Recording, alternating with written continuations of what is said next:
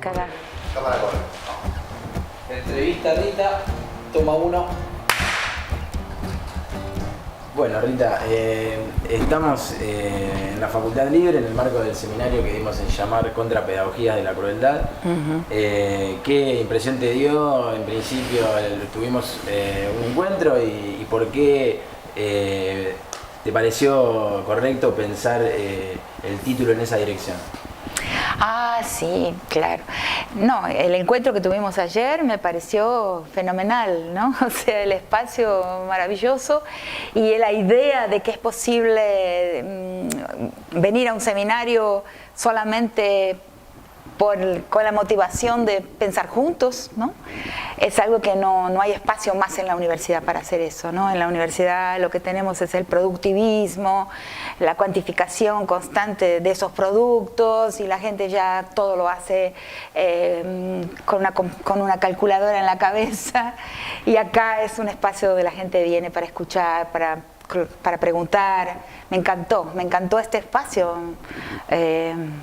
Creo que no existe un espacio como este en Buenos Aires, ¿no? Yo no conozco ningún espacio así. Esto que decís de pensar la producción de conocimiento, donde hay que repensar los métodos y la figura de la conversación como Claro. algo que puede ser Claro. un alimento como para nuevas elaboraciones teóricas y reflexivas. Bueno, eso es un tema que me provocó mucho recientemente en varias oportunidades en que tuve que hablar sobre universidad. Que yo no soy una pedagoga, no soy científica, no es mi campo, la ciencia de la educación, pero soy una nativa del campo. O sea, yo habito el campo de la enseñanza, de la educación desde hace muchísimos años, y uno es obligado a pensarlo. Entonces, soy una persona muy crítica de la agenda evaluadora que se ha impuesto en el mundo y muy especialmente en América Latina a partir de los años 90, ¿no? Y que es suicida en términos de imaginación intelectual, productivista, cuantitativista. A mí justamente me tocó, por una coincidencia, porque era coordinadora del programa de posgraduación en antropología de la Universidad de Brasilia, en 1998, cuando se implantan los índices cuantitativos, o sea, cuando Brasil implanta el nuevo formato evaluador con un sistema de jerarquías de vehículos, o sea, jerarquías de periódicos, pautando la internacionalización de la producción de los profesores, que en realidad es un eufemismo para hablar de otra cosa, para hablar de la ficción de que tenemos como interlocutores a los autores del norte. O sea, esa internacionalización no es una internacionalización entre nosotros. Si ustedes ven, prestan atención, van a ver cómo es difícil hacer circular libros en América Latina. O sea, es prácticamente imposible vender un libro argentino en cualquier otro país de América Latina. Esa importación-exportación, que es el único campo, como decía ayer, en que el mercado realmente es interesante, porque es el mercado que va a decir qué autor la gente busca, qué autor la gente quiere leer. Es el mercado que ha construido autores, por ejemplo en Europa, el caso clásico de Derrida. ¿Quién lo construye a Derrida como el autor influyente en el siglo XX? Como filósofo que fue, no fueron las universidades donde él fue como filósofo estigmatizado y perseguido, pero fue el mercado editorial. Entonces el mercado editorial es importantísimo y nosotros no tenemos una real circulación, pero tenemos que meter un gol en las revistas de alta circulación, que son las revistas que están escritas, publicadas en las lenguas hegemónicas, básicamente inglés y después un poco francés. Entonces, el sistema evaluador clasifica los periódicos y habla de la internacionalización, pero en el fondo lo que está hablando es la meta de un intelectual latinoamericano es que alguien en el norte lo escuche. Y hemos todos caído como chingolos, como decimos nosotros, nos hemos curvado a esta meta evaluadora. Y además que construye en nosotros una esperanza y una ficción que es falsa. Cuando un autor del norte entra en algún tipo de diálogo con un autor del sur, eso es generalmente el 99,9% de las veces para conseguir traducir una de sus obras a una lengua del sur, al portugués o al español. Y considero España, el español, una lengua del sur, porque a pesar de ser una lengua hablada por millones de personas, una lengua mayoritaria, pero no es una lengua hegemónica, no es la lengua del pensamiento. Entonces, donde se exportan categorías teóricas. Y el campo de la división mundial del trabajo intelectual es un campo, cuidado con 7 llaves, o sea, ahí hay una reserva de mercado tan importante como la reserva de mercado de la tecnología, porque la teoría es una manera de formatear la realidad. El teórico, o sea, aquella persona que formula categorías que consiguen circular, que son en nuestros países poquísimas los autores que han formulado categorías que consiguen atravesar el cerco cerrado de la reserva de mercado de los teóricos del norte, porque es un mercado editorial también y porque es un mercado de gran poder. Quien enuncia categorías teóricas que consiguen circular, formata la realidad, formata el pensamiento, formata la época y produce un futuro. Porque la teoría no solamente describe la realidad con las categorías teóricas, sino que prescribe una lectura de lo real, una lectura donde se coloca el foco, el haz de luz, en qué elementos, en qué relaciones, qué se deja en sombras. Eso es la teoría. O sea, la teoría es interesada y la teoría es un gran poder. Y nosotros estamos excluidos del campo de la producción teórica. Yo hago un gran esfuerzo y me considero una persona que produce teoría, o sea, en el campo de la formulación de conceptos, de categorías, con mis influencias, que en general son la influencia, por ejemplo, de Aníbal Quijano, que es un autor que no se ha movido solo cuando se vio obligado de su país. O sea, él vive en Lima, ha salido de Lima solamente por obligación en situaciones de exilio o por periodos muy cortos, por una necesidad económica, porque, por ejemplo, es un autor que ha abdicado de la universidad pública cuando el fujimorismo, ¿no? Cuando hubo la toma de la universidad por el ejército de Fujimori, él renuncia, entonces ha dado durante algunos años algunas semanas de clases en una universidad del norte por necesidad, pero vuelve a su lugar. Entonces, es un autor que piensa desde el sur, que piensa en español, y para mí ha sido un gran modelo, un gran modelo de pensador de esta manera, conversador. Entonces, todo ese modelo de evaluación académica que se ha impuesto y que los docentes han acatado completamente y las autoridades universitarias han acatado completamente.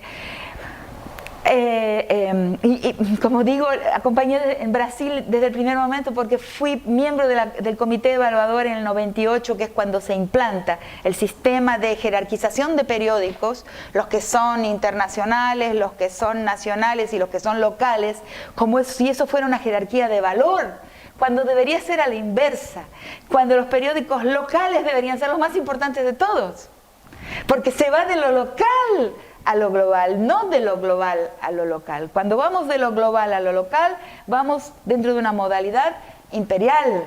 Cuando vamos de lo local a lo global, vamos construyendo nuestro vocabulario, nuestras retóricas, nuestros intereses y nuestra perspectiva teórica desde nuestra realidad para arriba. Por eso pensar en conversación es importantísimo, porque estamos dialogando sobre una experiencia vivida compartida, arraigada.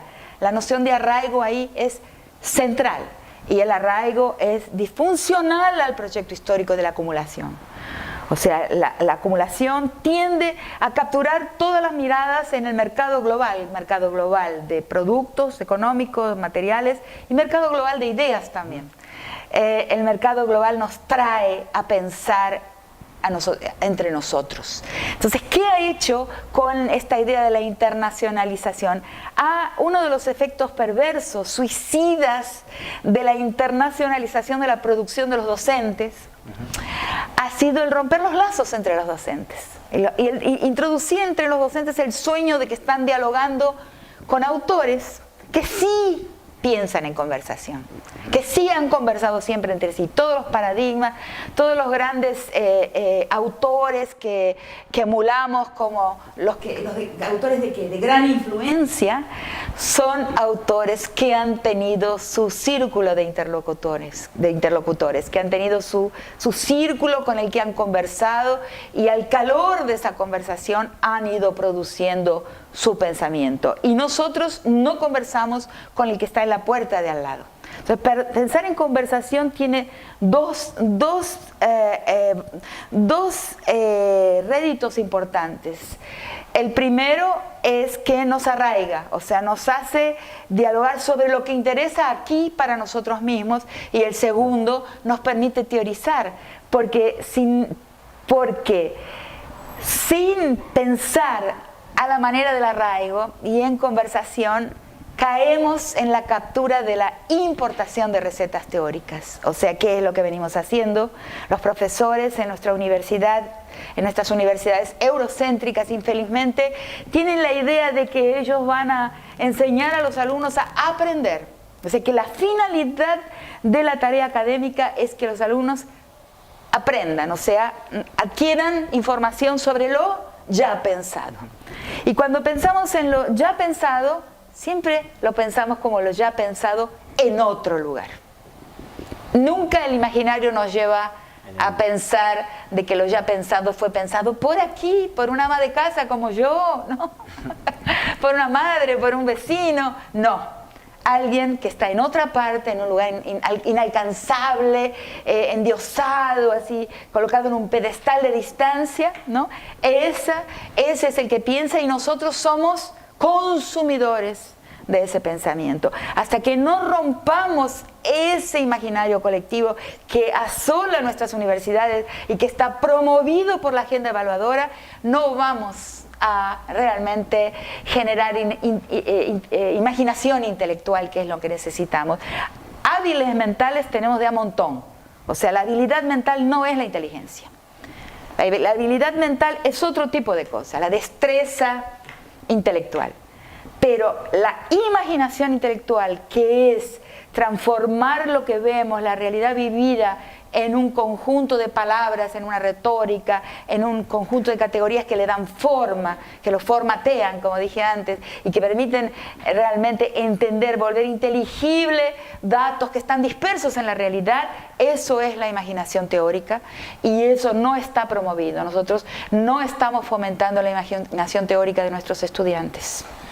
En esta línea de cosas, los últimos años hubo, digamos, sobre todo en las universidades que se llamaron del conurbano, un avance de la matrícula de primeras generaciones de universitarios, lo cual es una inclusión totalmente festejable.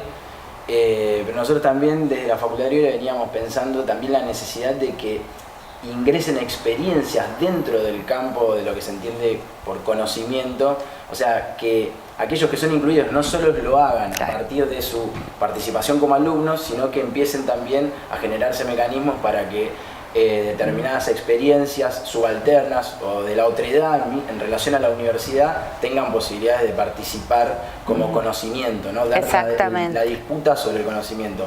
¿Qué métodos te parece a vos o mecanismos? Yo te entiendo o cosas muy bien. Te entiendo muy bien, porque hemos tenido escrito sobre eso inclusive el mismo problema con la política de cuotas en Brasil, de la que he sido la coautora de la primera propuesta intraacadémica, porque digamos el movimiento negro hace mucho tiempo tiene la agenda de las acciones afirmativas, pero dentro de una universidad quien trajo el debate, quien lo impuso, o sea, por primera vez fue Brasilia a raíz de un caso de racismo, a raíz de un caso local. Porque una de las primeras cosas que se nos acusó es diciendo que estamos importando una idea del norte, que no era de nuestro mundo, que no era brasilera y mucho menos iberoamericana, la idea de las sociedades mestizas, blanqueadas, o sea, donde no hay racismo, todo eso que nos han enseñado a decir, pero que realmente es falso, porque las universidades son blancas.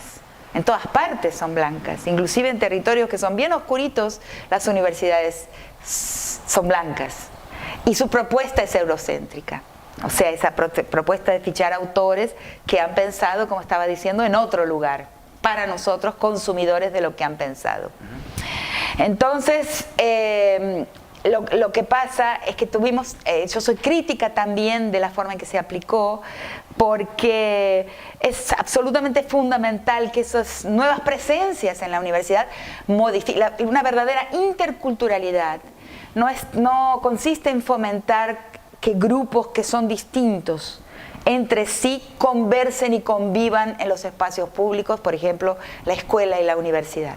Una verdadera interculturalidad real, radical, es que los públicos que han estado fuera de las instituciones estatales, que han estado fuera del campo estatal, que es un campo fundado por las élites, ¿no? Sobre todo las élites, en nuestros países, las élites criollas que han fundado los espacios republicanos, ¿no? y que han mantenido el control sobre esos espacios, sobre el espacio estatal. Los sectores que van ingresando al campo estatal a través de la escuela, a través de la universidad, lo modifiquen. No vengan solamente a ser programados por ese espacio, a ser resocializados por ese espacio, como se entiende, como es la comprensión general de ese ingreso, de que van a ser reprogramados por el espacio blanco, ¿no?, del saber. Van a aprender lo que los europeos piensan, van a adquirir la corporalidad, las maneras distanciadas, burocráticas, ¿no?, del académico, que es preferiblemente blanco, si rubio mejor. Van a perder el humor, por ejemplo, ¿no?, cosa que no admito, que es un instrumento central de las clases desposeídas, el burlarse, ¿no?, a través del humor salirse de la posición que les es atribuida, ¿no?, burlarse del patrón, tener, digamos, discursos propios de su propio medio, ¿no?, al que el patrón no ingresa, ¿no?, tener su propio pacto, ¿no?, no es fácil, ¿no?, porque el pacto de poder es un pacto poderosísimo y muy, muy cubierto, ¿no?, por una gran opacidad, ¿no? Pero los sectores populares tienen sus pactos humorísticos también, que son insurgentes, que les devuelven la dignidad. Entonces la universidad nos enseña, por ejemplo, a perder el humor, ¿no? Yo, en un texto que justamente fue publicado por Adiuk, y que fue escrito por una amiga mía joven, una joven amiga llamada Paulina Álvarez. Entre los dos yo di una conferencia muy insurgente en la Academia de Ciencias de Córdoba, que huele a patriarca muerto. Tiene un olor a papel viejo impresionante. Entonces me invitaron a dar una conferencia y cuando entré me agarró el ataque de rebeldía infantil. No es rebeldía, es insurgencia mismo, que son dos cosas completamente diferentes. Y empecé a decir cualquier cosa. Entonces lo primero que dije es que no me adapto a hablar en un espacio en la manzana jesuítica, donde está instalado con el olor vetusto de la Academia de Ciencias de Córdoba, la ciudad docta del país, porque yo soy una pensadora que pienso y hablo haciendo huevo frito con el delantal puesto. Entonces empieza así, yo pienso haciendo huevo frito. Y está en ese texto, lo ha publicado Paulina, lo transformó en algo publicable, porque como fue dicho, no era publicable en absoluto. Bueno, eso la universidad, esa espontaneidad donde el pensar se funde con la vida, con el hacer huevo frito, con ponerse un delantal, con estar entre amigos, que es la verdadera usina, el verdadero semillero del pensamiento. Uno cuando ve cómo han sido las prácticas, por ejemplo, de esos profesores que del mundo vetusto, de la academia alemana, ¿no?, en la plataforma, ¿no?, en el estrado profesoral, pero fuera de ese estrado se han fundido con la vida, con los bares, con los cafés, con las cocinas y con otros lugares también, es muy lindo, es muy emocionante para mí, por ejemplo, leer las cartas y las historias de la relación muy extraña, ¿no?, entre Hannah Arendt y Heidegger, ¿no? También pasa por el dormitorio, ¿no? O sea, todo eso fundido con la vida real, con la vida íntima, en nuestro mundo, como somos imitadores de un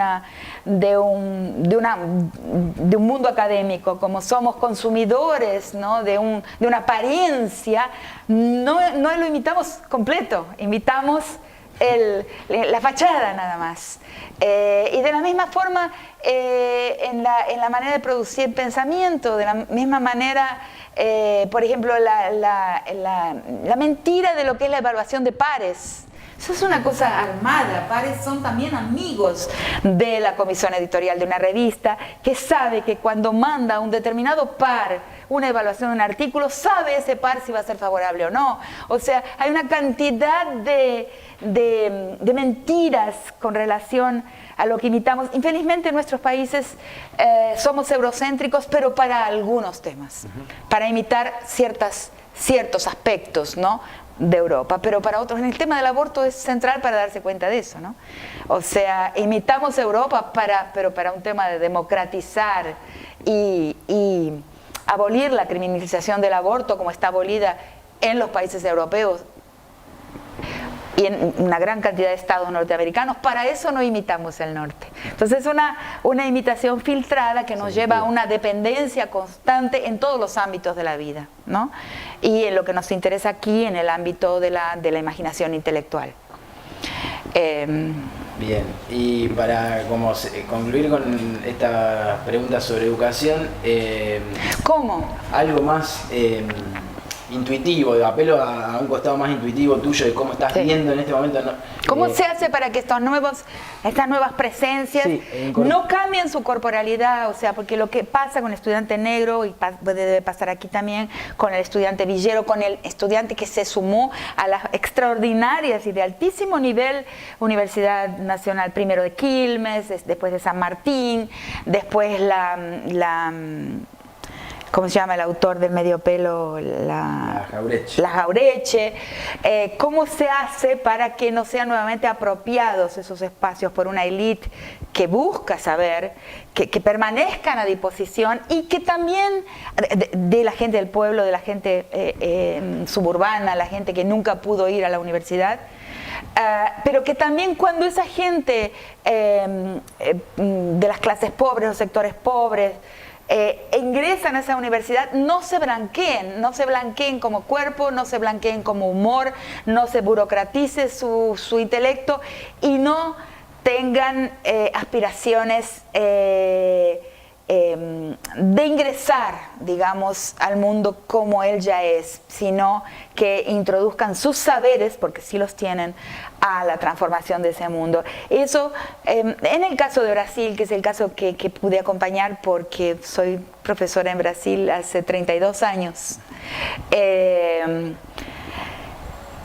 yo he hecho 3 críticas a la forma en que se ingresa y que es semejante posiblemente a lo que encuentran la gente, los negros, palabra que no usamos. Yo, como vivo con una persona negra, sé cómo es el mundo mirado desde los ojos de la persona negra, sé cómo es estar en un mundo discriminador, racista, sin que se pueda nombrar el racismo. Sé cómo es tomar un taxi, sé cómo es entrar en una joyería, sé cómo es entrar en un supermercado, sé el incómodo que es tener la señal en el cuerpo de pertenecer a la historia de los pueblos vencidos, porque la raza no es otra cosa que eso. La raza es la señal en el cuerpo, el signo leído por un ojo histórico de una posición en la historia, y una posición que es consecuencia de una guerra, que es la guerra de conquista y es la colonización, una conquista que nunca se encerró, que es permanente. Entonces, estoy diciendo que cuando esas personas entran al Jauretche, por ejemplo, enfrentan un problema semejante. Yo creo que hay algo a transmitir desde la experiencia brasilera con la política de acciones afirmativas de cotas, y a la que le he hecho 3 críticas por haber estado en esa lucha desde el primer día, desde la primera vez que 2 profesores universitarios proponen en la Universidad de Brasilia una medida de ingreso y permanencia en la universidad a partir de un caso de racismo, de discriminación, vamos a hablar de una forma más general, que ocurre en un departamento de antropología que era mi departamento de antropología. O sea, por eso fui 25 años profesora de antropología y en el año 2010 migré para programas multi, inter y transdisciplinares, radicalmente transdisciplinares, pero soy antropóloga de formación y es donde más enseñé.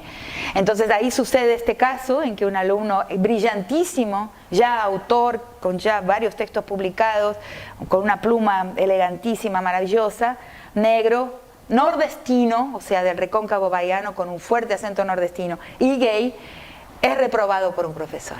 A partir de ahí arraiga y comienza la historia de las acciones afirmativas en Brasil. Y hay 3 medidas nunca dichas que implantan, hoy es ley nacional, y hoy ya tiene más de 10 años, pues mi universidad ya cumplió los 10 años de aplicar la medida y cambió el color. Uno ve que la universidad se ennegreció, o sea, está poblada de estudiantes negros que no saben por qué están en la universidad, porque cuando se implanta la medida se ponen 3 condiciones tácitamente. La primera, que la historia de esa lucha no sea atravesada a los que usufructuaron de la lucha. Entonces la mayor parte de sus estudiantes piensan que Lula, que un presidente o que un rector, en fin, o que autoridades un día tuvieron la idea generosa y benefactora de hacer un decreto por el cual ellos pudieron tener algún tipo de facilidad para ingresar en la universidad. Porque en Brasil, claro, eso hace falta explicarlo, los vestibulares, o sea, el examen de ingreso a la universidad es muy selectivo y las personas que ingresan, o hasta el presente ingresaban en la universidad, son personas que pagaron una educación privada, yo creo desde el jardín de infantes, carísimas, o sea que familias pudientes pagaron la educación en escuelas particulares. Entonces ese es el que ingresa a la universidad pública, una inversión. Entonces por eso era necesario hacer un vestibular que consiguiese captar a los estudiantes estudiosos y talentosos e interesados que no habían podido tener esa educación paga durante toda su vida. Entonces eso fue la medida de reserva de cupos, ¿no? Algo que no es comprensible en nuestros países, porque ni en Uruguay ni en Argentina, porque no hay un cuello de botella, no hay un embudo, ¿no? De la misma forma. Entonces, pero se hizo, digamos, produciendo una amnesia sobre todos los debates y las luchas que originaron la medida, y también promoviendo una amnesia de sus estudiantes con relación a los medios que los cualificaron, que los hicieron candidatos posibles. Entonces, la universidad los convoca a olvidarse de su medio originario, o sea, sobre todo las formas de afectividad, emocionalidad, corporalidad, las preguntas, ¿no? Que trae ese estudiante a la universidad. Son abandonadas y son sustituidas por las preguntas que la universidad le enseña. Claro. Y mantener la pregunta personal es algo central en la vida de un estudiante. O sea, no abandonar la pregunta, que hay muchas personas, uno ve que viene desde la niñez, viene desde la adolescencia, qué es lo que se quiere resolver, qué es lo que se quiere preguntar, la universidad lo va sustituyendo. Y la tercera condición que se puso es entrar a aprender el proyecto de las carreras individuales, o sea, perder los lazos y las alianzas de solidaridad comunitaria que traen las personas que vienen de mundos más comunitarios, donde la reciprocidad y las formas colectivas de existencia son vitales para la sobrevivencia.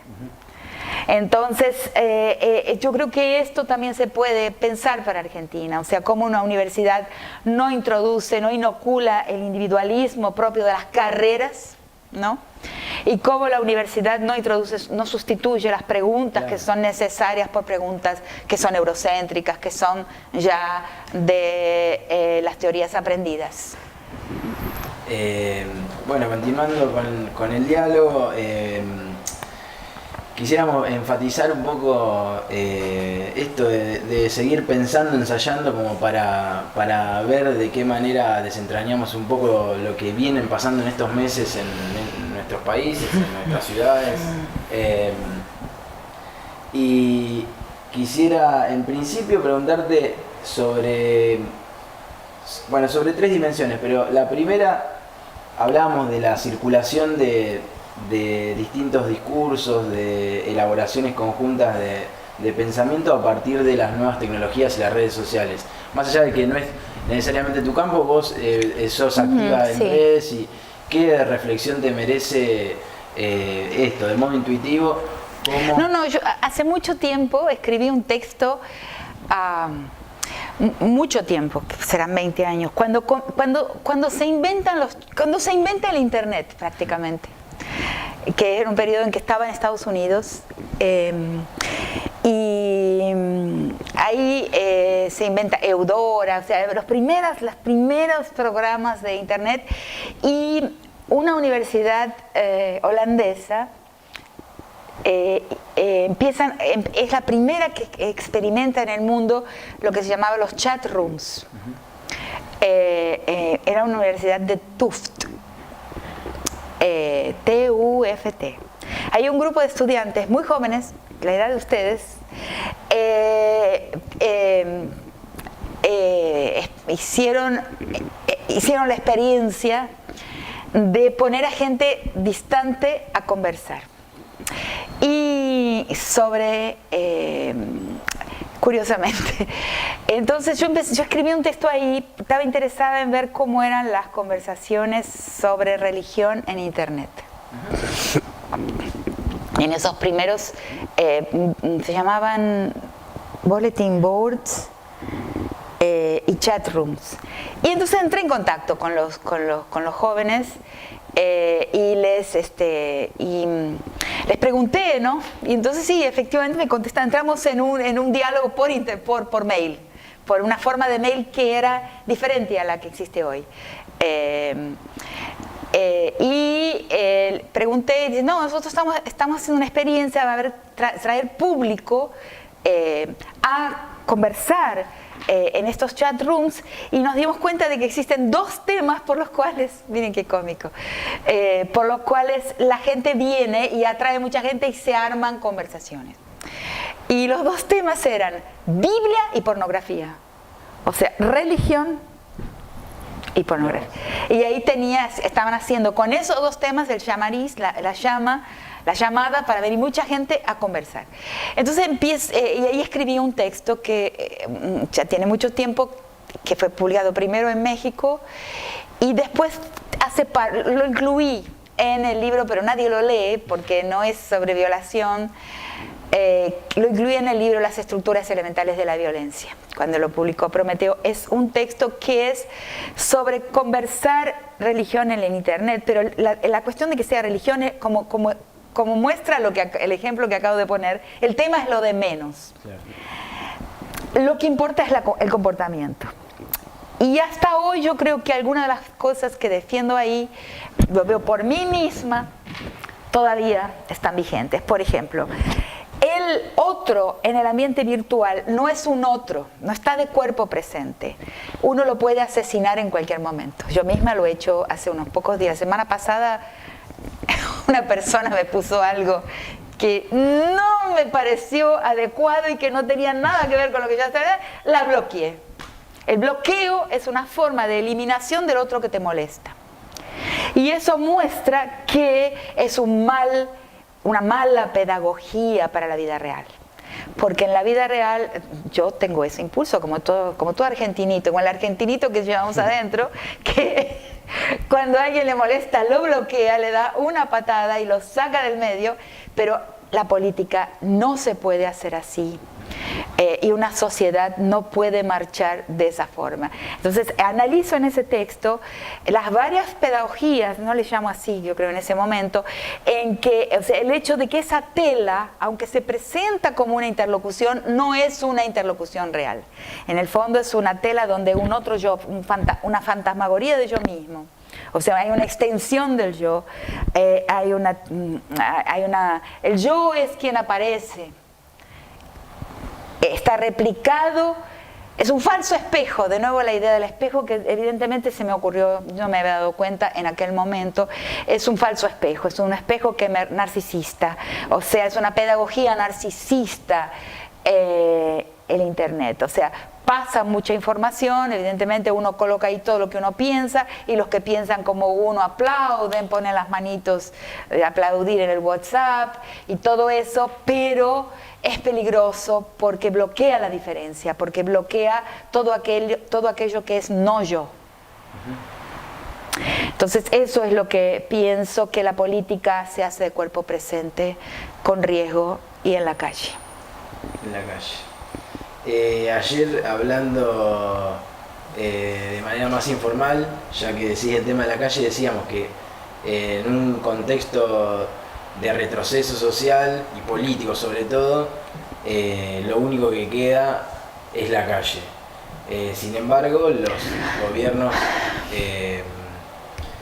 que tomaron el poder en los últimos meses en Argentina, Brasil, entre otros lugares, digamos, tienen una consideración de la calle muy distinta a como la tenían los gobiernos nacional populares anteriores. Bueno, ahí hay un tema,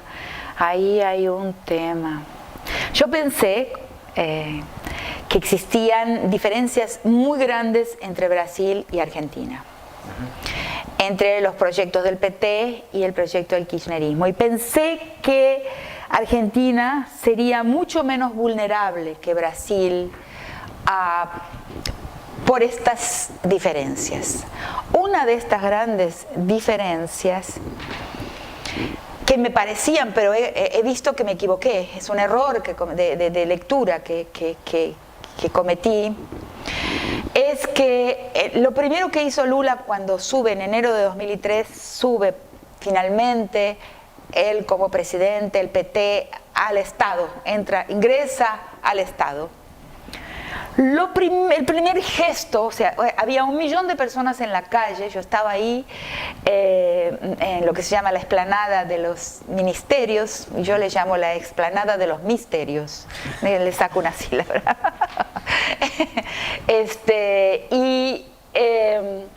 Celebrando el ingreso del PT, uno de los primeros gestos de la victoria petista fue la desmovilización. O sea, el movimiento, el PT siempre se compuso de dos partes. El movimiento social, o sea, la gente misma en la calle, que tuvo momentos importantísimos de agitación, y el partido político. Entonces el PT se partidarizó, se asalarió la militancia y desmovilizó a la militancia que no cabía en los salarios, que no cabía en los sueldos y en las posiciones de gobierno, en alguno de los estratos del gobierno. Y yo pensé, esto en Argentina no pasó, la gente permaneció en la calle, permaneció movilizada, los piqueteros, los cortes, nadie sacó a la gente de la calle. Entonces los destinos de los dos proyectos van a ser diferentes, porque lo que protege las medidas de un gobierno es la gente en la calle. Pero eso no sucedió. ¿Por qué no sucedió? Estoy examinando mi error. ¿Por qué lo de Brasil fue como pensé? La gente, ahora el PT está llamando por listas, está llamando a la gente, vengan a la calle, vamos, hegemonizadas por el PT. Mucha gente no quiere el golpe, no quiere a Temer, fora Temer, no, fora Temer, voy a decir, fora Temer.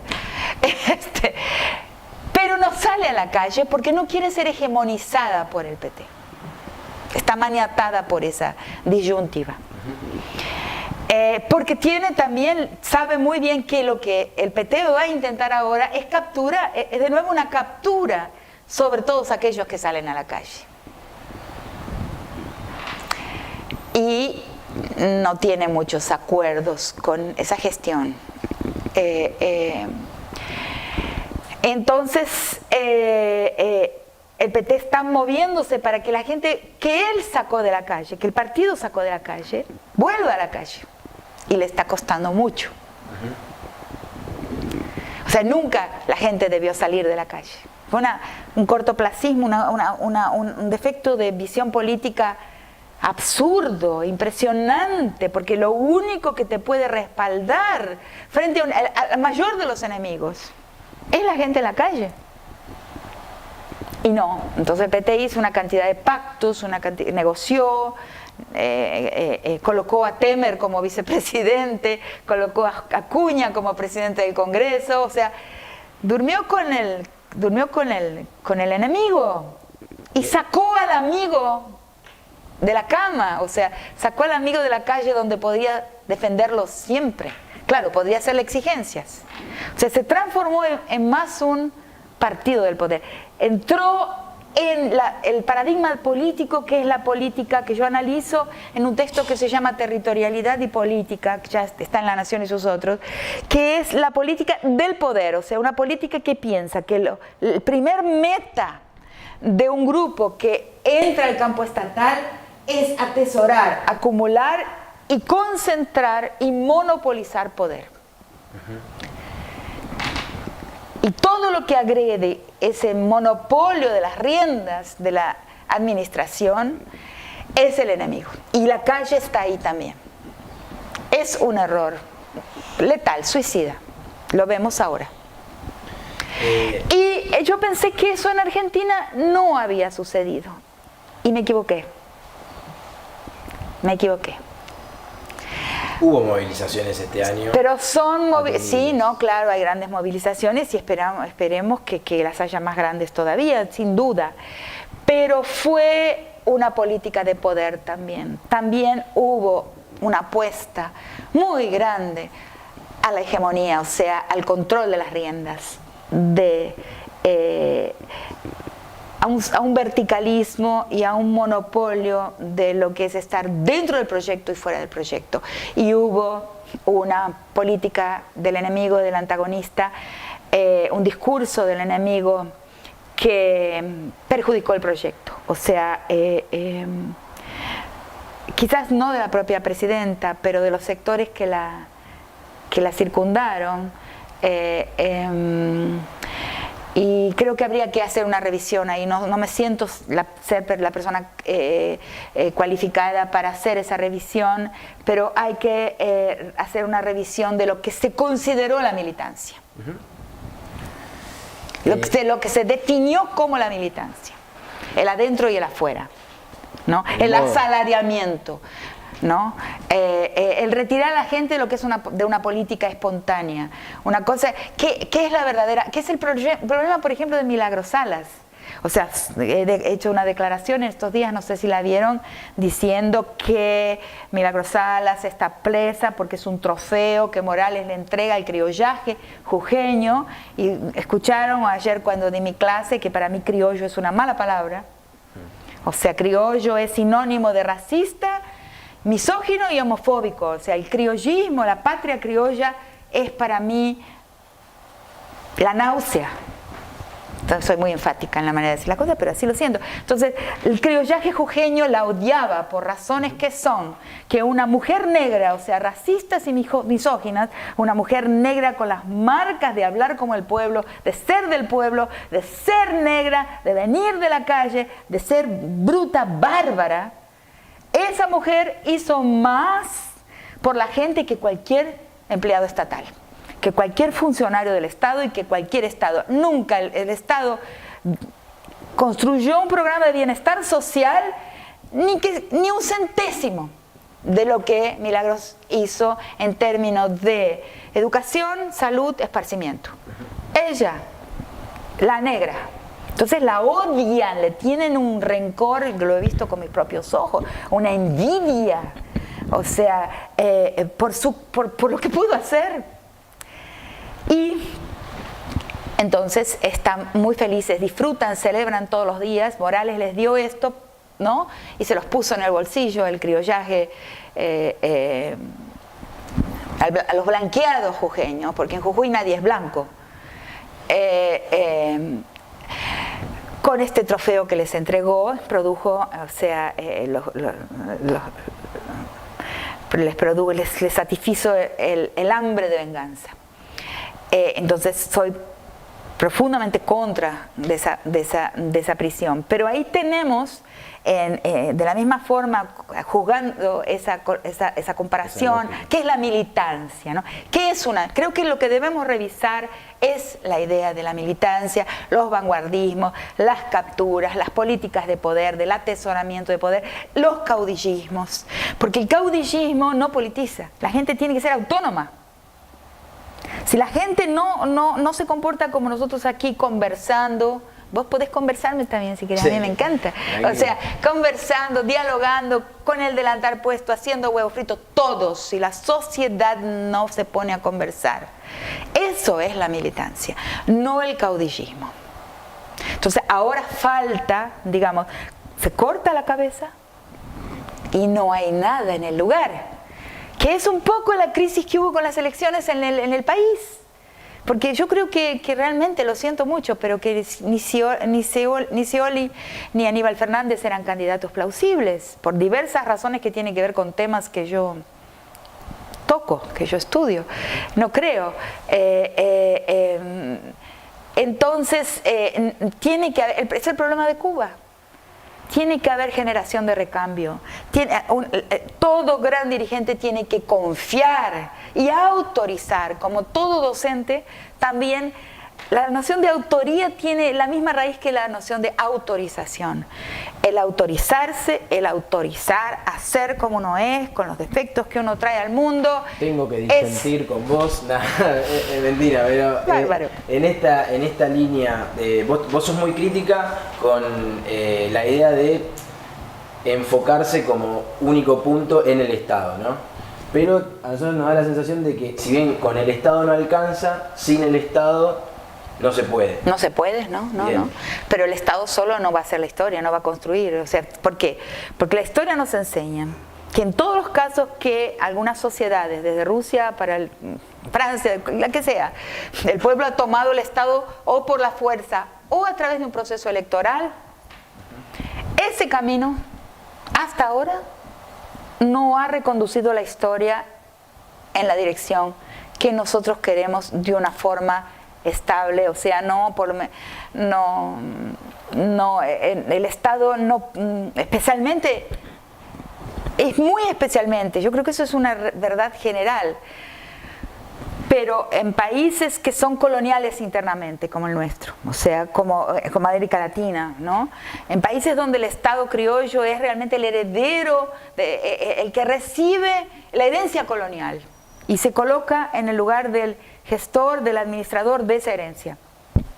Ese Estado mantiene con la sociedad una relación de exterioridad que no ha cambiado, que no cambia, porque inclusive dentro de la gesta independentista los sectores eurocéntricos y los sectores conservadores son los que después de conseguir la independencia ganaron en la lucha interna, ¿no? Entonces retomaron el Estado. Entonces el Estado no es un campo que uno pueda tomar y desde ahí modificar la vida.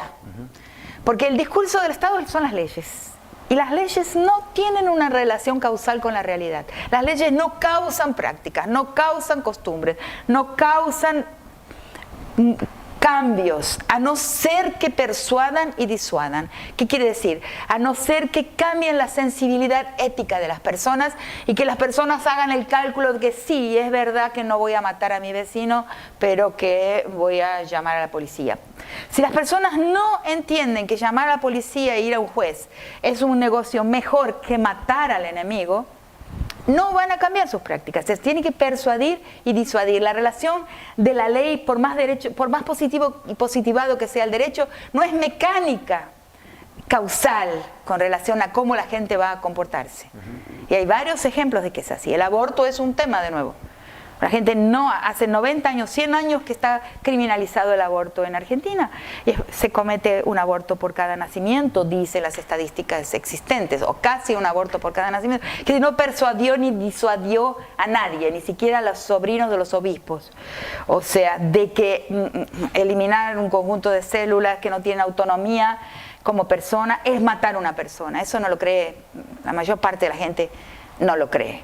Entonces no persuadió, no disuadió y el aborto sigue matando, torturando a las mujeres que no tienen cómo pagarse un viaje a Nueva York para hacerse un aborto o a Holanda. Esas mujeres mueren y sufren, ¿no? Teniendo, y pagan, en fin, y sufren inclusive los malos tratos de una clínica abortera. ¿Por qué? Porque la élite no necesita de un aborto nacional, viaja a otro país y lo hace el aborto, o lo paga una millonada y listo.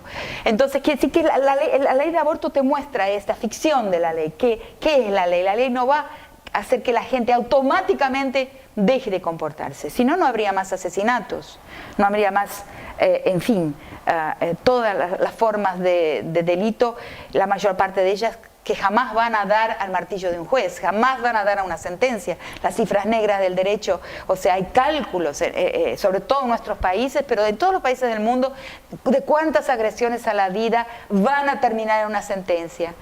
Es una proporción bajísima. Entonces, ¿qué es la ley? Es una ficción, es muy ficcional. Es pensar que porque existe una cárcel allá en el fondo de un camino, en la cloaca de la urbe, de la ciudad, la gente va a parar de cometer delitos. Es una ficción. Entonces, como te decía, eso es el Estado. El discurso del Estado es la ley, es el derecho, ¿no? Y es un discurso que no puede modificar la realidad de una forma automática. Eso es lo que vemos. Entonces legislamos, los movimientos sociales han apostado mucho a la legislación, a las sentencias de jueces. No es que hay que abandonar ese campo, pero pensar que transformar la historia se va a hacer desde el Estado, yo creo que eso no ha sido comprobado, porque después dan estos retrocesos, el Estado es tomado con gran facilidad, desde dentro de las propuestas y desde fuera de las propuestas, desde dentro de grupos que son los que hicieron las propuestas transformadoras, también se toma el Estado, y desde grupos que están afuera, también se toma el Estado. El Estado tiene apropiabilidad. Nuestros estados criollos han sido construidos con manijas. Tienen manijas, son construidos con una arquitectura que permite muy fácilmente su apropiación por sectores, por grupos, por élites, que son élites cuando lo apropian, o se transforman en élites cuando lo apropiaron. Entonces yo creo que sí, el camino no es de la sociedad, que la gente no reorganiza su vida, no va cambiando su vida, no va construyendo otras formas de vivir, no va a haber ese camino histórico que buscamos. Bien, bueno, ¿estamos? ¿Está bien? Sí, estamos. Ah, bueno. 10 puntos. Bueno, excelente. Buenísimo.